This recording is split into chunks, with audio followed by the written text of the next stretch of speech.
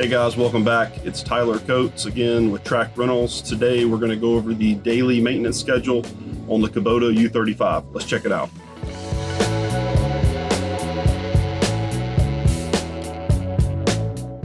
When approaching the rear of the machine, there's going to be a handle on your right hand side. Just pull on that and that will open up the rear door. Once doing so, off to your left hand side, this is going to be your water separator. You just want to make sure this red ring is always floating on the bottom. The next item that we're going to inspect today is going to be your air filter. Again, in the back of the machine on the right hand side, there's going to be two latches, one on the front and one on the back. Carefully remove the cover, set it in a safe spot. You're going to pull off your outer air filter.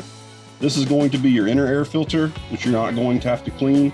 The best way to clean this is with an air hose or a leaf blower. Once doing so, go ahead and push this back on. Get your cover, pull the tabs back, make sure your vent is pointing down. You're going to push that on, and then reinstall your latches, one on the front and one on the back. Next, we're going to inspect our coolant tank. There's a latch right here which you're going to lift up on. We're going to lift up the cover here. Right directly in front of you is going to be the coolant tank. There's going to be a line that says full and one that says low.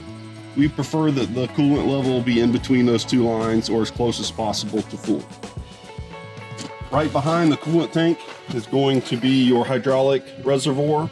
Right in the center on the right hand side, there's going to be a red circle. You can see through that glass and you'll be able to see the hydraulic oil level. We would like that hydraulic oil level to be somewhere in between that red circle. The last thing that you need to do is grease the machine.